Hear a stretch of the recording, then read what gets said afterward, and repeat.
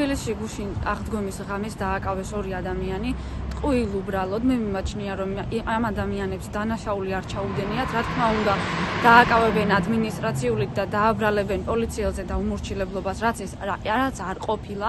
დააკავეს ადამიანი ტროტუარზე, ტროტუარიდან გამოიყვანეს მარტო იმის გამო, რომ ქრისტე აღსდგას ეუბნებოდა პოლიციელს. რეჟიმს არ ერიდება აღდგომის ღამესაც დაკავებების ჩატარება, თანაც ისეთი ადამიანების დაკავებების, რომლებიც იბრძვიან სამართლიანობისთვის და სიმართლის გამარჯვებისთვის. ბათუმელებო, გთხოვთ, გამოდით საკონსტიტუციო სასამართლოსთან და ერთად დაუდგეთ მხარში თბილის და არ დავაკავებინოთ, არ მივცეთ უფლება ბათუმის ხმა ჩაახშონ.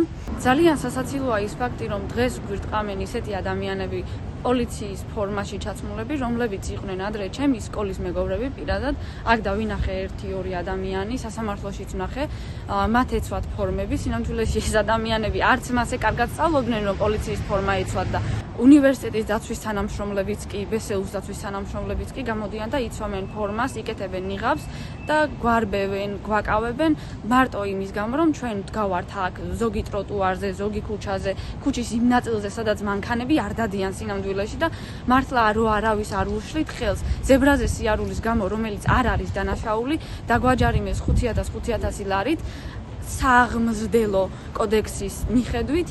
ეს არ არის სამართლიანობა და ამ უსამართლობის წინააღმდეგ უნდა ვიბრძოლოთ. ჩვენ ახლა ვართ რომელი საათია? ჩვენ ახლა ვართ 5:12 წუთია, ვდგავართ საკონსტიტუციო სასამართლოსთან და ვცდილობთ სოლიდარობა გამოუხადოთ თბილის, მაგრამ თქვენ გარეშე ეს ყველაფერი არ გამოვა და საჭიროა ხალხის მხარდაჭერა.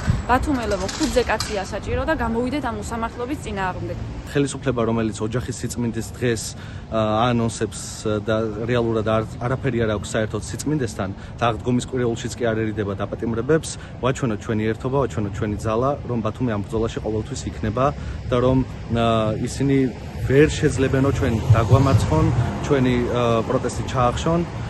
გელოდებით ყველა საკონსტიტუციო სასამართლოსთან ახლა ვაჩვენოთ ჩვენი ერთობა. ვაჩვენოთ, რომ ბათუმი ყოველთვის იყო ამ ბრძოლაში, ყოველთვის იქნება თბილისის მხარდამხარ და რომ თბილისი არასდროს არც ყოფილა, არც არის და არც იქნება მარტო ამ ბრძოლაში.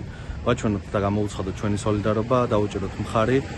ჩვენ უკვე შეჩვეული ვართ რეჟიმის მხრიდან ამ ეგრეთ წოდებული არალეგიტიმური ხელისუფლების მხრიდან, რომელიც რეპრესიების მოყვარულია, ამ უკანონო დაპატიმრებებს, ზალადობებს.